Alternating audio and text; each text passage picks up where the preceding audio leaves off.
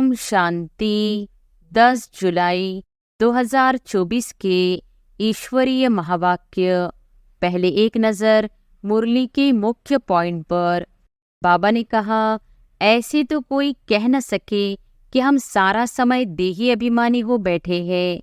नहीं, बाप समझाते हैं, कोई समय देही अभिमानी, कोई समय देह अभिमान में होंगे। जितना बाप को याद करेंगे उतना संपूर्ण बन यथा योग्य शांतिधाम में जाएंगे। उनको ही मुक्ति कहा जाता है जिनके लिए ये मनुष्य गुरु करते हैं। बाप का फरमान है, उठते बैठते चलते फिरते बुद्धि में यही ख्यालात रहे कि हम सतोप्रधान आए थे, अब सतोप्रधान बनकर घर जाना है। आत्मा शरीर छोड़ चली जाती है तो शरीर जड़ हो जाता है। यह ज्ञान है। स्टूडेंट की बुद्धि में सारा दिन पढ़ाई रहती है। तुम्हारे भी सारा दिन पढ़ाई के ही ख्यालात चलने चाहिए। और फिर बाबा ने कहा, तुम्हारा यह अंतिम जन्म है। सारा चक्र लगाकर अंत में आए हो तो बुद्धि में यही सिमरन रहना चाहिए। धारणा कर औरों को समझाना चाहिए। यहाँ तो सब्जेक्ट एक ही है, देवता बनना है। यही पढ़ाई का चिंतन चलता रहे। परमपिता परमात्मा जो ज्ञान का सागर है, वह रचयिता हमको अपना और रचना का ज्ञान सुनाते हैं।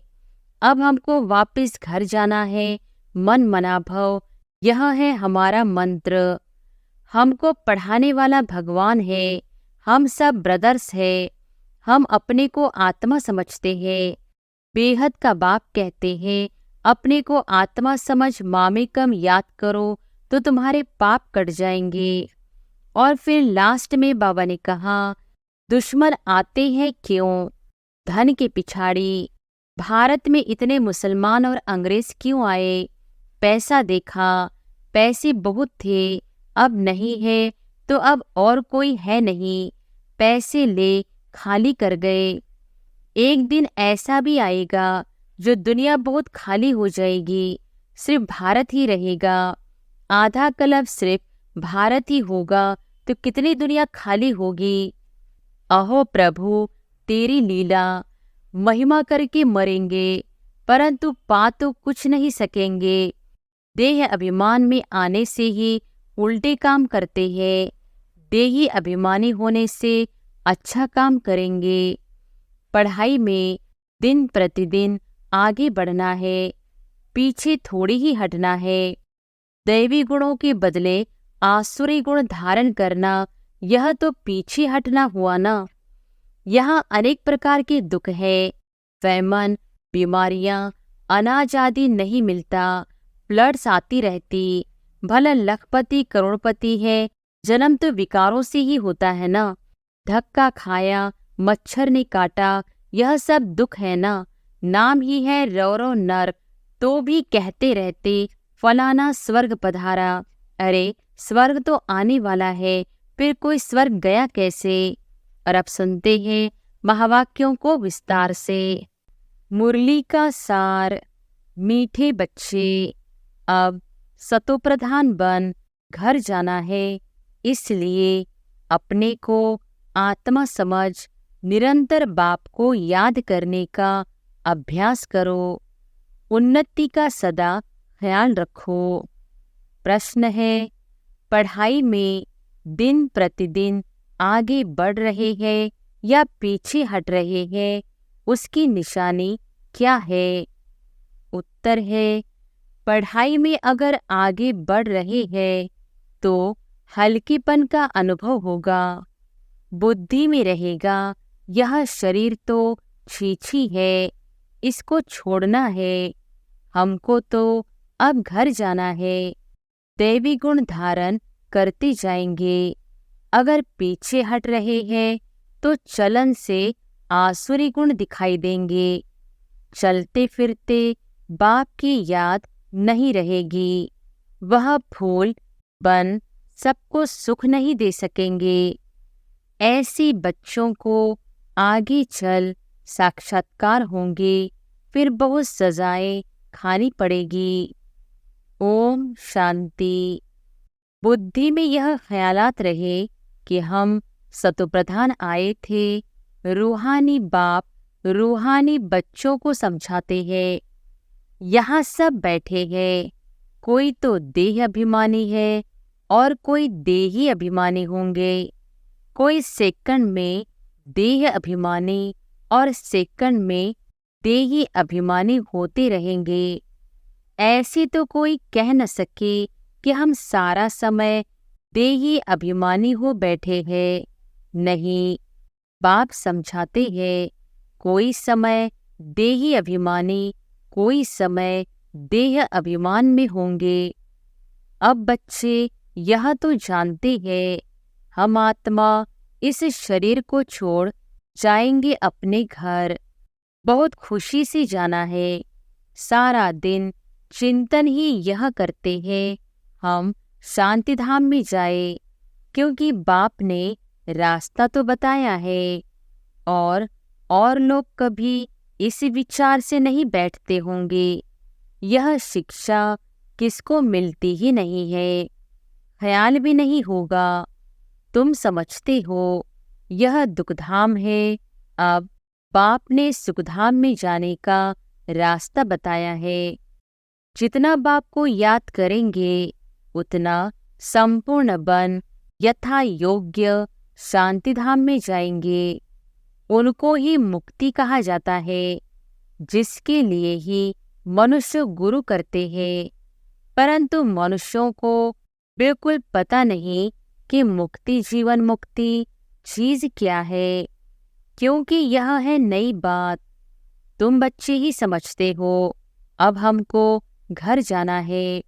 बाप कहते हैं, याद की यात्रा से पवित्र बनो। तुम पहले पहले जब आए श्रेष्ठाचारी दुनिया में तो सतोप्रधान थे, आत्मा सतोप्रधान थी। कोई के साथ कनेक्शन भी पीछे होगा। जब गर्म भी जाएंगे तब संबंध में आएंगे। तुम जानते हो अभी यह हमारा अंतिम जन्म है। हमको वापस घर जाना है। पवित्र बनने बिगर हम जा नहीं सकेंगे। ऐसे ऐसे अंदर में बातें करनी चाहिए, क्योंकि बाप का फरमान है, उठती बैठती चलती फिरते बुद्धि में यही ख्यालात रहे कि हम सतोप्रधान आए थे, अब सतोप्रधान बनकर घर जाना है। सतोप्रधान बनना है बाप की याद से, क्योंकि बाप ही पतित पावन है। हम बच्चों को युक्ति बताते हैं कि तुम ऐसे पावन हो सकेंगे। सारे सृष्टि के आदि मध्य अंत को तो बाप ही जानते हैं, और कोई अथॉरिटी है नहीं। बाप ही मनुष्य सृष्टि का बीज रूप है। भक्ति कहाँ तक चलती है यह भी बाप ने समझाया है। इतना समय ज्ञान मार्ग, इतना समय भक्ति, यह सारा ज्ञान अंदर में टपकना चाहिए। जैसे बाप की आत्मा में ज्ञान है, तुम्हारी आत्मा में भी ज्ञान है। शरीर द्वारा सुनते और सुनाते हैं। शरीर बिगर तो आत्मा बोल न सके। इसमें प्रेरणा व आकाशवाणी की बात होती नहीं। भगवानु वॉच है तो जरूर मुख चाहिए, रथ चाहिए। गधे घोड़े का रथ तो नहीं चाहिए। तुम भी पहले समझते थे कलयुग अभी 40,000 वर्ष और चलना है। अज्ञान नींद में सोए पड़े थे, अब बाबा ने जगाया है। तुम भी अज्ञान में थे, अब ज्ञान मिला है। अज्ञान कहा जाता है भक्ति को। अब तुम बच्चों को यह ख्याल करना है, हम अपनी उन्नति कैसी करें, ऊंच पद कैसी पाए। अपने घर जाकर फिर नई राजधानी में आकर ऊंच मर्तबा पाए, उसके लिए है याद की यात्रा। अपने को आत्मा तो जरूर समझना है। हम सब आत्माओं का बाप परमात्मा है। यह तो बिल्कुल बहुत सिंपल है, परंतु मनुष्य इतनी बात भी नहीं समझते। तुम समझा सकते हो कि यह है रावण राज्य, इसलिए तुम्हारी बुद्धि भ्रष्टाचारी बन गई है। मनुष्य समझते हैं जो विकार में नहीं जाते हैं वह पावन है, जैसे सन्यासी है। बाप कहते हैं वह तो अल्पकाल के लिए पावन बनते हैं। दुनिया तो फिर भी पतित है ना। पावन दुनिया है ही सतयुग। पतित दुनिया में सतयुग जैसा पावन कोई हो नहीं सकता। वहां तो रावण राज्य ही नहीं, विकार की बात ही नहीं। तो चक्र लगाते घूमते फिरते बुद्धि में यह चिंतन रहना चाहिए, बाबा में यह ज्ञान है ना। ज्ञान सागर है तो जरूर ज्ञान टपकता होगा। तुम भी ज्ञान सागर से निकली हुई नदियां हो। वह तो एवर सागर ही है, तुम एवर सागर नहीं हो। तुम बच्चे समझते हो हम तो सब भाई भाई है। तुम बच्चे पढ़ते हो वास्तव में नदियों आदि की बात नहीं। नदी कहने से गंगा जमुना आदि कह देते हैं। तुम अभी बेहद में खड़े हो। हम सब आत्माएं एक बाप के बच्चे भाई भाई है। अभी हमें वापस घर जाना है, जहाँ से आकर शरीर रूपी तख्त पर विराजमान होते हैं। बहुत छोटी आत्मा है, साक्षात्कार होने से समझ न सके। आत्मा निकलती है तो कभी कहते हैं माथे से निकली, आँखों से, मुख से निकली। मुख खुल जाता है। आत्मा शरीर छोड़ चली जाती है तो शरीर जड़ हो जाता है। यह ज्ञान है। स्टूडेंट की बुद्धि में सारा दिन पढ़ाई रहती है। तुम्हारे में भी सारा दिन पढ़ाई के ही ख्यालात चलने चाहिए। अच्छे अच्छे स्टूडेंट के हाथ में सदैव कोई ना कोई किताब रहती है, पढ़ते रहते हैं। बाप कहते हैं तुम्हारा यह अंतिम जन्म है। सारा चक्र लगाकर अंत में आए हो तो बुद्धि में यही सिमरन रहना चाहिए। धारणा कर औरों को समझाना चाहिए। कोई को भी धारणा होती ही नहीं। स्कूल में भी नंबरवार स्टूडेंट होते हैं, सब्जेक्ट भी बहुत होती है। यहाँ तो सब्जेक्ट एक ही है, देवता बनना है। यही पढ़ाई का चिंतन चलता रहे। ऐसे नहीं पढ़ाई भूल जाए, बाकी और ख्यालात चलते रहे। धंधे वाला होगा, अपने धंधे के ही ख्यालात में लगा रहेगा। स्टूडेंट पढ़ाई में ही लगा रहेगा। तुम बच्चों को भी अपनी पढ़ाई में रहना है। कल एक निमंत्रण पत्र आया था इंटरनेशनल योग कॉन्फ्रेंस का। तुम उन्हों को लिख सकते हो। तुम्हारा तो यहाँ है हठ योग। इसके एम ऑब्जेक्ट क्या है? इससे फायदा क्या होता है? हम तो राजयोग सीख रहे हैं। परमपिता परमात्मा जो ज्ञान सागर है वह रचयिता हमको अपना और रचना का ज्ञान सुनाते हैं। अब हमको वापिस घर जाना है। मन मना भव, यह है हमारा मंत्र। हम बाप को और बाप द्वारा जो वर्षा मिलता है उसको याद करते हैं। तुम यह हठयोग आदि करते आए हो। इसके एम ऑब्जेक्ट क्या है?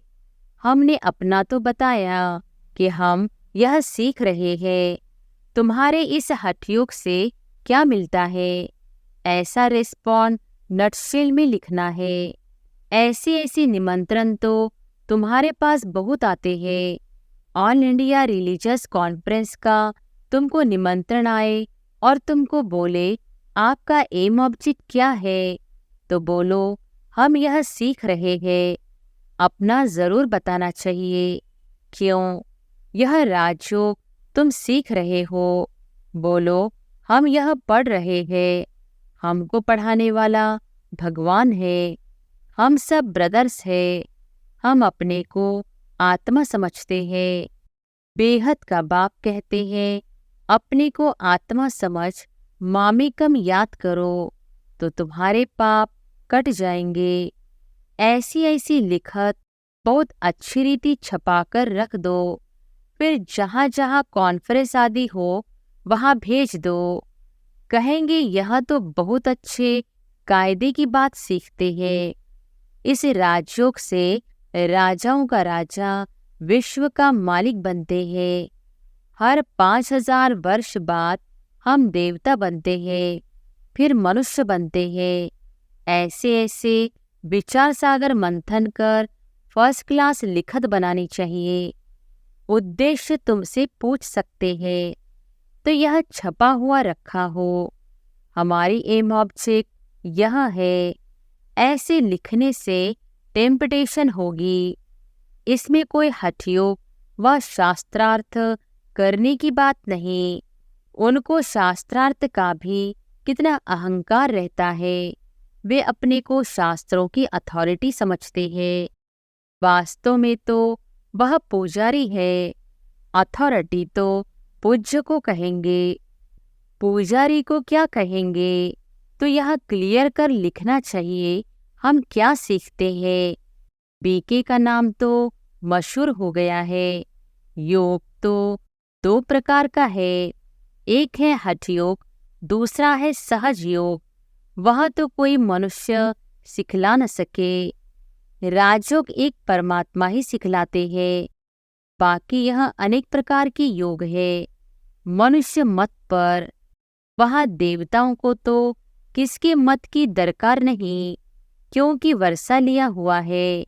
वह है देवताएं अर्थात देवी गुण वाले।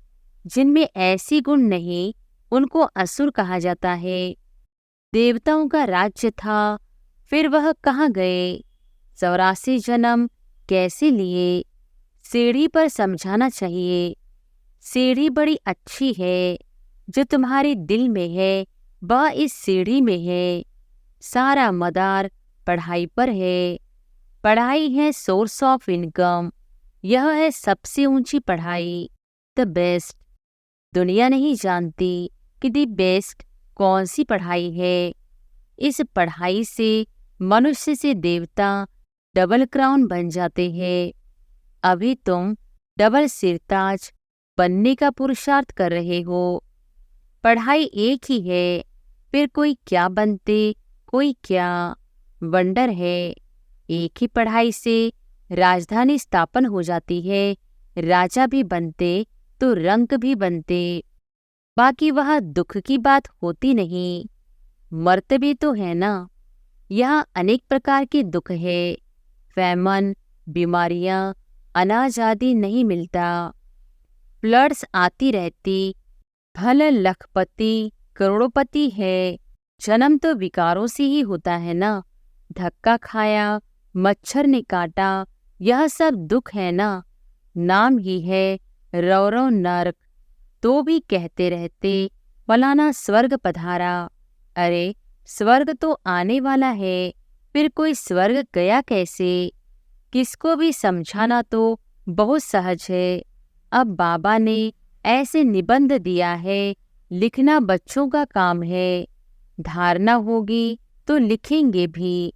मुख्य बात बच्चों को समझाते हैं, अपने को आत्मा समझो। अब वापिस जाना है। हम सतोप्रधान थे तो खुशी का पारावार नहीं था। अभी तमोप्रधान बने हैं। कितना सहज है। पॉइंट्स तो बाबा बहुत सुनाते रहते हैं, तो अच्छी रीति बैठ समझाना है। नहीं मानते हैं तो समझा जाता है यह हमारे कुल का नहीं है। पढ़ाई में दिन प्रतिदिन आगे बढ़ना है, पीछे थोड़े ही हटना है। दैवी गुणों के बदले आसुरी गुण धारण करना, यह तो पीछे हटना हुआ ना। बाप कहते हैं विकारों को छोड़ते रहो, दैवी गुण धारण करो। बहुत हल्का रहना है। यह शरीर छीछी है, इसको छोड़ना है। हमको तो अब जाना है घर। बाप को याद नहीं करेंगे तो गुलगुल नहीं बनेंगे। बहुत सजाएं खानी पड़ेगी। आगे चल तुमको साक्षात्कार होंगे, पूछेंगे तुमने क्या सर्विस की है। तुम कभी कोर्ट में नहीं गए हो। बाबा ने सब कुछ देखा हुआ है, कैसे यह लोग चोरों को पकड़ते हैं, फिर केस चलते हैं, तो वहां भी तुमको सब साक्षात्कार कराते रहेंगे। सजाएं खाकर फिर पाई पैसे का पद पा लेंगे। टीचर को तो रहम आता है ना, यह नापास हो जाएंगे। यह बाप को याद करने की सब्जेक्ट सबसे अच्छी है, जिससे पाप कटती जाए। बाबा हमको पढ़ाते हैं, यही सिमरन करते चक्र लगाते रहना चाहिए। स्टूडेंट टीचर को याद भी करते हैं और बुद्धि में पढ़ाई रहती है। टीचर से योग तो जरूर होगा ना, यह बुद्धि में रहना चाहिए। हम सब भाइयों का एक टीचर है, वह है सुप्रीम टीचर। आगे चल बहुतों को मालूम पड़ेगा। अहो प्रभु तेरी लीला, महिमा करके मरेंगे परंतु पा तो कुछ भी नहीं सकेंगे। देह अभिमान में आने से ही उल्टे काम करते हैं। देही अभिमानी होने से अच्छा काम करेंगे। पाप कहते हैं अब तुम्हारी वानप्रस्थ अवस्था है, वापस जाना ही पड़ेगा। हिसाब किताब चुकतो कर सबको जाना है, चाहे वह न चाहे जाना जरूर है। एक दिन ऐसा भी आएगा जो दुनिया बहुत खाली हो जाएगी, सिर्फ भारत ही रहेगा। आधा कल्प सिर्फ भारत ही होगा तो कितनी दुनिया खाली होगी। ऐसा ख्याल कोई की बुद्धि में नहीं होगा सिवाय तुम्हारे। फिर तो तुम्हारा कोई दुश्मन भी नहीं होगा। दुश्मन आते हैं क्यों? धन के पिछाड़ी। भारत में इतने मुसलमान और अंग्रेज क्यों आए? पैसा देखा, पैसे बहुत थे, अब नहीं है तो अब और कोई है नहीं। पैसे ले खाली कर गए। मनुष्य यह नहीं जानते। बाबा कहते हैं पैसा तो तुमने आप पे ही खत्म कर दिया। ड्रामा प्लान अनुसार तुम्हें निश्चय है हम बेहद के बाप पास आए हैं। कभी किसके ख्याल में भी नहीं होगा कि यह ईश्वरीय परिवार है। अच्छा, मीठे मीठे सिक्किलधे बच्चों प्रति माता पिता बाप दादा का याद प्यार और गुड मॉर्निंग। रूहानी बाप की रूहानी बच्चों को नमस्ते। धारणा के लिए मुख्य सार। पहली पॉइंट, चलते फिरते बुद्धि में पढ़ाई का चिंतन करना है। कोई भी कार्य करते बुद्धि में सदा ज्ञान टपकता रहे। यह द बेस्ट पढ़ाई है, जिसे पढ़कर डबल क्राउन बनना है। दूसरी पॉइंट, अभ्यास करना है हम आत्मा भाई भाई है। देह अभिमान में आने से उल्टे काम होते हैं, इसलिए जितना हो सके देही अभिमानी रहना है।